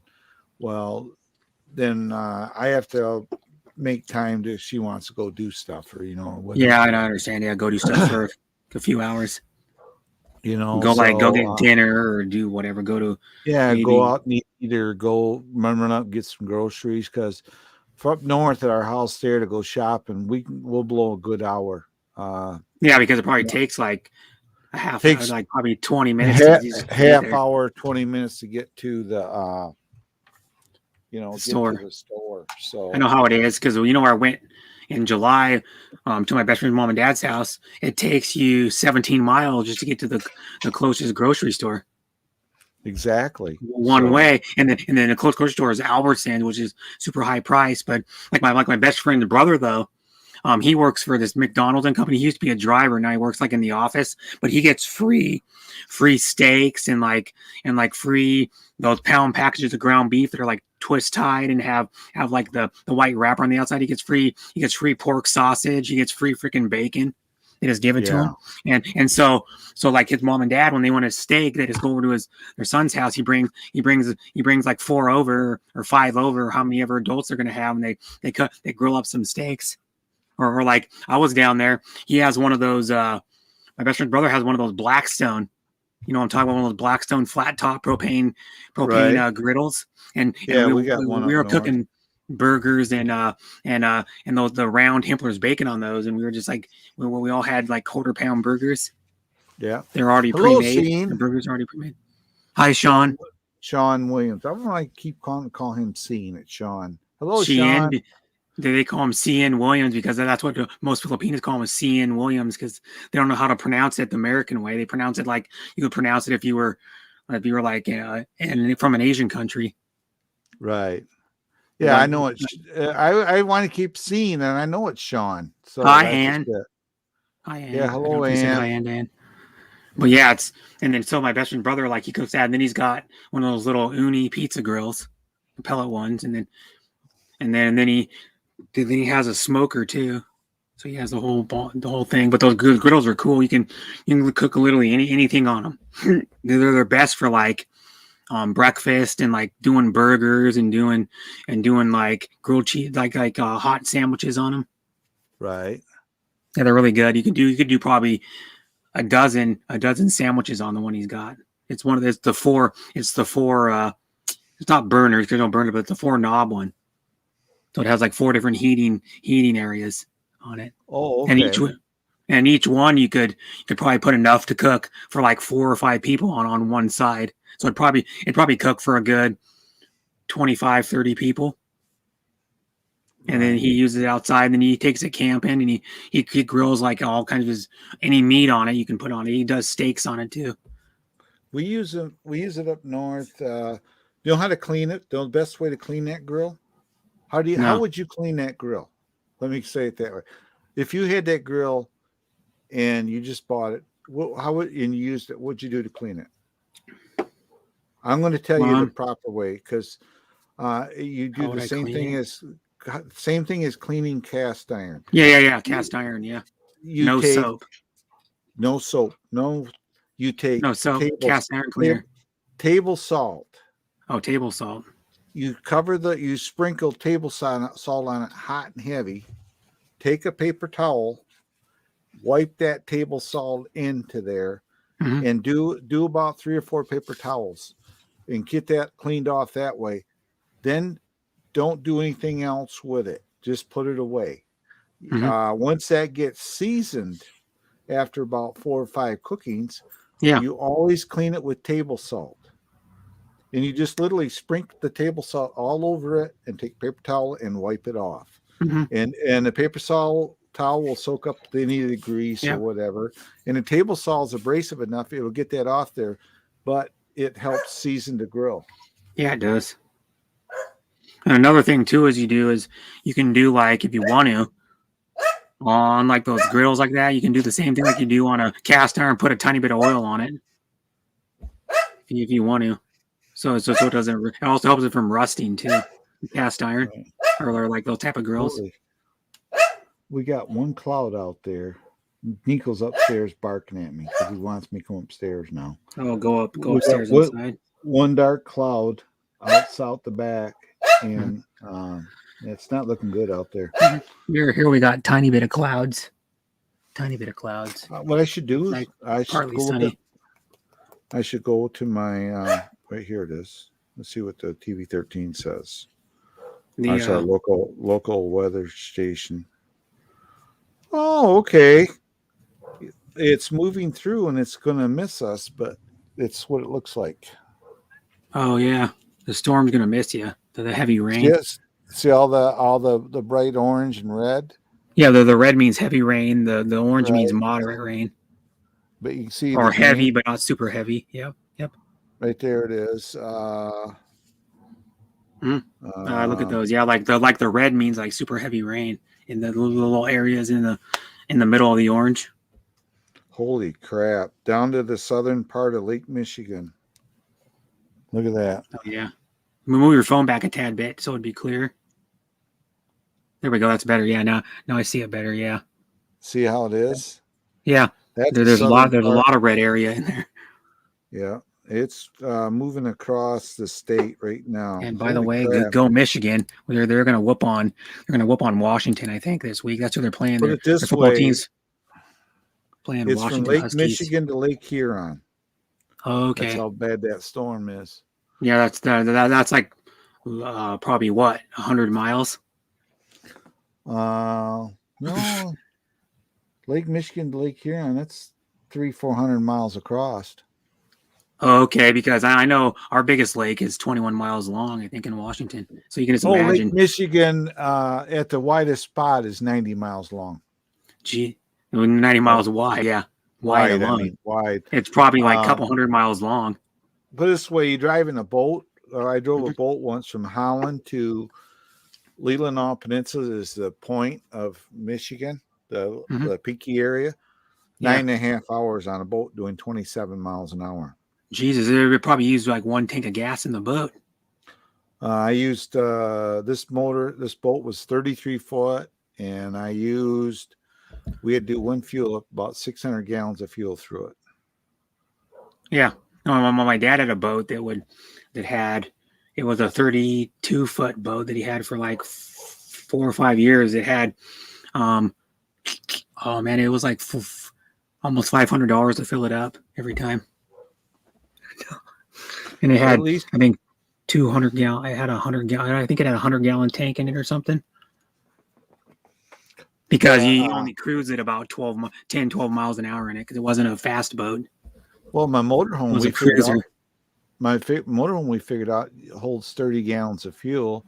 So when I was down to under around a quarter, it was about $70 to fill it.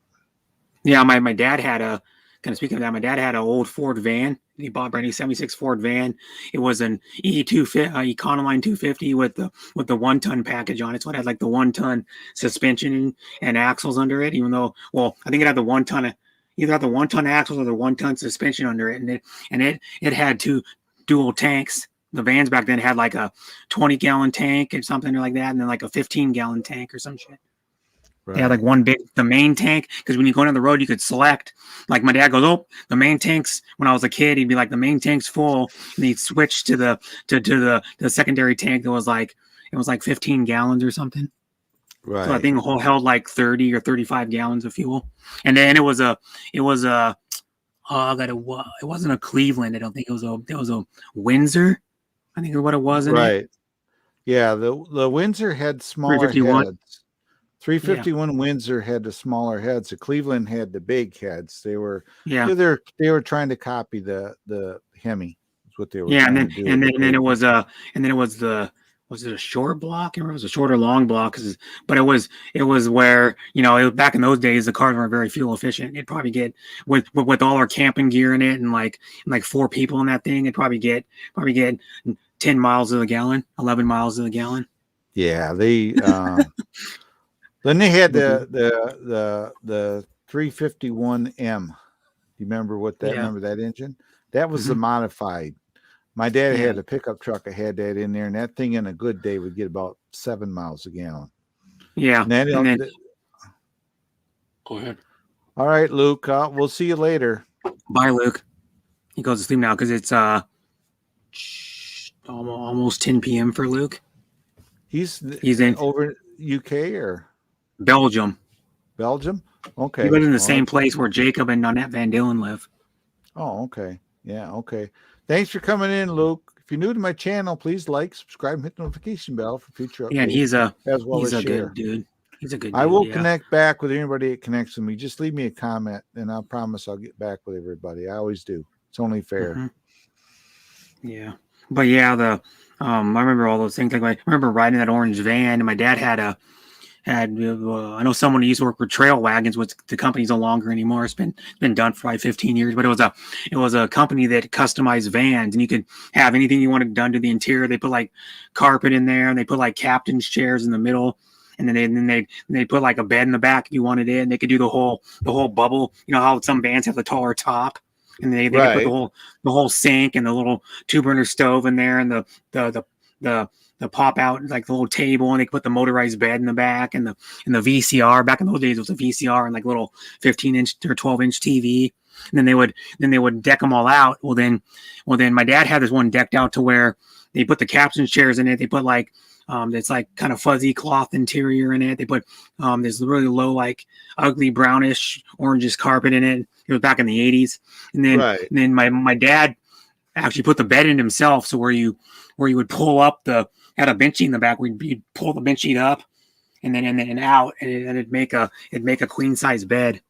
And then so when I was younger, my dad and my mom would sleep in there, and then me and my brother would sleep in a tent, like a 4-man tent. And then I remember one time, well, a lot of times, me and my brother were back there. We'd be in the captain chair. They'd swivel all the way around.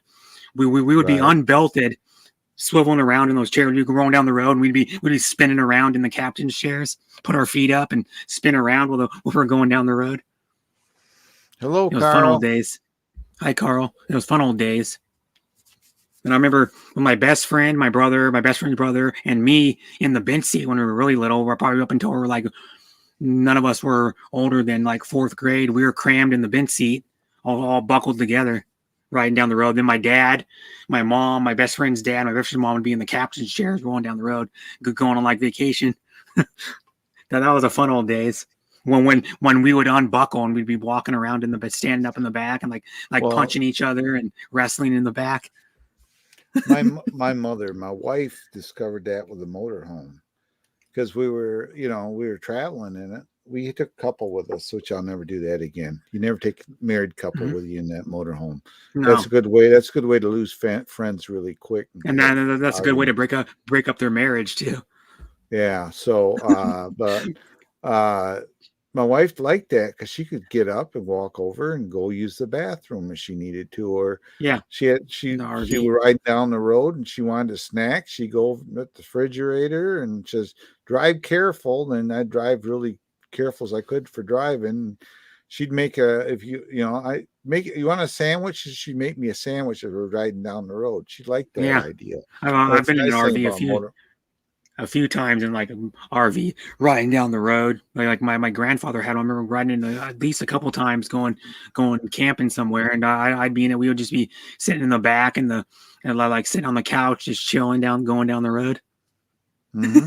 It's fun. And I remember the van we had too. I remember it had like the armrests for the seats, where like the bench seat was like right here, and you could lift them up, and it had a big cool cubby hole on each one of them so you could store stuff. Well, in the right side one, it had a container with a handle on. What that was so we didn't have to stop at the rest stop. We just pull over the side of the road, open the slide door of the van and piss in it, and then put it back in the van and then roll down the road. Remember that? That's what you would do. Yeah. My dad was like, we're getting there. We're not stopping at a rest stop and take an extra 5 minutes. We're getting there. So just pull over the side of the road, piss really fast. I remember when I was a little tiny kid, probably in like kindergarten, 1st grade, pissing in one of those. My brother had to piss in one of those when he was like 9 or 10 years old. A few times when we were going to like camping somewhere that was like 2 or 3 hours away, because what it was we would, when we were kids, we'd be like, oh, we don't need to go pee, we don't need to go, and then like half an hour into the ride, there was like a 3 or 4 hour trip, we'd already need to pee. Yeah. So he'd go, we're not stopping, get out and piss in the container. Well, that's the nice thing about the motorhome. It has a bathroom in it, so it has a small bathroom in it. Yeah. So you just, if you're riding down the sink road, and a toilet. Yeah, sink and a toilet and a shower in it. So a small shower. So it had everything there. So. Yeah, my dad has a 24-foot 2015 Wildcat Max trailer, and it has the sink's not in the bathroom. The sink's actually in the master bedroom, but it has a toilet and a mirror and a little shower if you had to do a quick just wash your crotch, your butthole, your armpits, and then get out, because it's only like about 4 feet long, the shower thing, and probably about 1.5 feet wide. Right. The little showers in those. Well, this one here in the motorhome, you can stand up in it. Well, you can stand up in this one too, but it's like a half-size bathtub. Yeah, well, this is an actual like a shower stall in this one. So you can. My dad's one has it's probably about that wide, and then about 4 feet long. It's got a tiny half-size bathtub, and it does have a shower and like a place to put your soap and shampoo.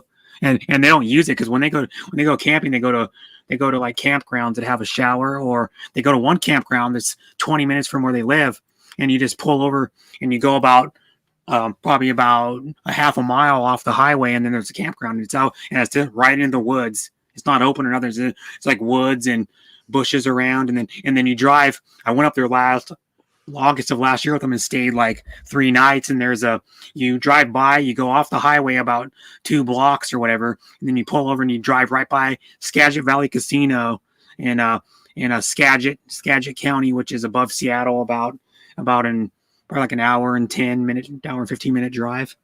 Yeah. And then there's a casino right there. So if you want to, you can just go to the campground, have a campfire like in the morning or whatever, and then just roll right to the casino, be there in like 3 or 4 minutes. You could just take your little vehicle up there, and then you could gamble, and you could come back to the campground and hang out somewhere. Oh, that's cool. If you want to do, yeah, it's cool. And the casino is not super big, but we went there when because on Friday I was there. Friday we were there. Me and my dad goes, yeah, we're gonna go into town. We're gonna go back to his house so we can take a shower. And my dad's older sister was watching the house that time because he has a cat, and she wanted to stay. She was there for like about a month, and then she goes, okay, I'll watch your house and I'll hang out and blah blah blah. Well, then we went back there I went back there to go see my aunt too, and then we were gone for maybe like an hour, and then we dropped my stepmom off at the casino. She was there for probably like about an hour and a half. Then my dad goes, well, we were driving back from his house, and we're about to get to the casino, and he goes, yeah, you want to go in there? And he goes, okay, yeah. We went in there. I put like $20 in, won like 20, I think it was like $21. I stopped, and then we went to the little cafe. Me and my dad did, and got lunch, but that was when they had it really bad, where the casinos didn't have any of the card tables open. Oh, okay. Because of the virus. And then I had to the slot machine. The slot machines every so often, the slot machines had that glass, like plexiglass in between them, and then they would have every other slot machine not usable. They'd be because you have one blocked off. So like if I was sitting at one, my stepmom would be 2 away from me because they had it blocked off. And then every 3 they had like the plexiglass up to block them. Right. And then my stepmom was in there gambling the whole time. She was gambling probably for like 3 hours in that place. She loves it. She loves doing the slot machines. And she probably gambled like $70 or $80. We've been to Vegas. We went there twice. We played Fremont Street is the best way to go if you're going to Vegas and you want to or go to even my dad's been to Reno. He said Reno is a little more laid back and not as well. Fremont's that way, and if you go on the Strip, the machines are tighter, obviously, because I've been to the Monte Carlo, we've been to the Luxor, Circus, all of them. Try all those big casinos. We went in there, and like Caesar's Palace, and Caesar's, the Bellagio. We've been in there and stuff the like Wynn. that. Yeah, but I don't know. Get off the Strip, you got to pay to park, but that's no big deal. But it seems like the machines are a little more, you can have fun. Mm-hmm. Yeah, Carl. I've been just really busy this year. We're trying to get our house up north. We're working on moving stuff, and so I have been kind of really busy. As a matter of fact, I'm probably in a few. I'm going to end this live stream because I've been on here for almost 2 hours now. So, but I will be back on tomorrow at 2:00 Eastern Standard Time. Okay, so you're going to go like 2 hours then? I'm gonna go keep it about 2 hours. It just depends on how many I gotta people go get my get in brother's here. dog pretty soon. Anyways, he's in the Yeah, backyard. I Let's gotta. go back in the house. The big thing is I want to just go upstairs and see what the weather's like because eventually I got to go out in it because I have to go pick my wife up from work. So Yeah. but yeah, I'm going to end this and I'll be back. But Carl, it's one really fast. I don't know if you watch football, but in my I did fantasy football draft. Guess who I picked up? The second pick of the first round. No one had him on their team. The best player in the NFL, Mahomes. You did? Yeah. No one had him. Someone didn't have him on their team, and I go, me and my brother trying to figure out why. My brother goes, well, I needed a running back, so I picked a running back, and he goes, I wasn't even looking at the quarterbacks, and I go, you missed out on Mahomes. I had a quarterback already on my team, and I'm like, I'm taking Mahomes. He's the best player in the NFL. And I was like laughing at everybody. I go, haha, you guys didn't pick up Mahomes. You guys missed out. He's averaged like over 40 touchdowns his first 3 years in the NFL. Well, there you go. And so I got him on my team. I got some other good players, but I did my fantasy draft yesterday. Started at 7:30 and went for about, it usually goes about 35, 40 minutes. I went about 40 minutes. And it's fun. It's for money. Yeah. It's for it's a $50 buy-in, and whoever wins $550 because the second place person gets their $50 buy-in back. Yeah. And then there's 12 people in the league, so you get $550 if you win the league. Well, that's cool. Yeah, no, this is I think my 6th year doing it. It's really fun. It's like something you can do to follow along with the games. You do where you have to watch players from different teams. A lot of times you'll have, like my Raiders are my favorite team. You'll have players playing against the Raiders that are on my fantasy team sometimes. So then you hope the player does good, but you hope the Raiders win the game. Of course, I'm like, this player needs to get like 25 points or at least 25 points for me to win. And I go, he better not score the winning touchdown or I'm going to be pissed. It's going to be like I'm going to be in like a conundrum. I'm going to be like, oh, he won the game and he for my fantasy team, but then he beat my favorite team. I'm like, oh, damn it. Exactly. But it's fun. Fantasy football is addictive too. My brother's in 3 fantasy football leagues this year. One year he was in 4, and he won 3 of them and got second place in our league. Like a few years ago, he won 4 leagues, which was like $1,200. And then he got second place in our league, so he got $50 buy-in back. So he's like, and people, some of his leagues he has, they make rings like fantasy football championship rings. He has 2 championship rings from 2 of his leagues. One of his buddies, he gives out these fancy, the rings are probably worth about $150. They're like, they say like fantasy football champion. They have like the logo. They have like fake like diamonds in them and shit. They're like elaborate rings. Thanks for the super sticker, Carl. I appreciate it. That's nice of you, Carl. And by the way, go Michigan. I gotta say it again. Yeah, gotta say that. Go blue. Maize and blue. Exactly. If people don't know, maize and blue means maize yellow, and they're wearing blue. That's what it means. Maize and blue. Maize is the type of yellow. The yellow color they use. Yeah. Exactly. But I reckon I'm going to back out of here, okay, Brett, because I want to go up and look at the. If I got to go get my brother's dog, he's been out probably for about half an hour, 45 minutes, and he's probably out there with no water going. Yeah. But he'll come back in and drink water. He's got like half a bowl of water full still, I think, downstairs. Well, there you go. So, yeah. And but all right. Thanks for hanging out with me, Brett. Yeah, you're welcome. All right. And more drone videos because your channel's called Drone at first. I know drones travels. I got drone footage out there. It's in here. Have you ever been on a boat and done one over the water? I've drone boats over the water. I haven't. Okay. You know what would be cool to do if you could get someone that has like a modified like golf cart and then have them and then fly behind it when it's running going down a trail. That'd be cool. Fly like 100 feet over the top of it. I kind of done that. That's I have some stuff in the works. So. Mm-hmm. Well, you could just have it follow it too. Probably you could just set it up and just have it follow it for a while and then have it. I can do that with my own golf cart because my own golf cart's modified. And, I see. You could get in it, and you could have the drone just follow you for like half a mile or something. Right, exactly. So I'll get some more stuff up there. Yeah, and you need to do your high lift you have. You need to make a video on that too. I'd watch it. I'm into RC. Oh, I will. So Okay. Yeah. all righty. Yeah. Bye. All right. Bye bye, Brett. And That bye was fun. bye, Sonny. Talking to you. Nice chatting with everybody in the stream. Bye, everybody. I'm out. Yep. And we'll see you all tomorrow at 2:00 Eastern Standard Time.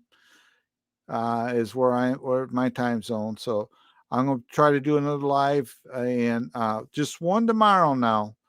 This will be the actual time. So I will see everybody tomorrow at that time.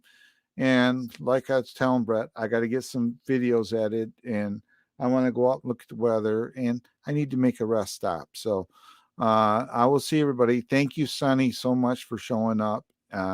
And thank you, Carl. Thank you for being here.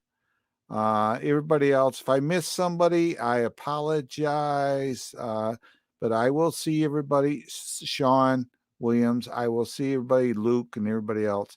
I will see you all in my next live. Bye bye, everybody.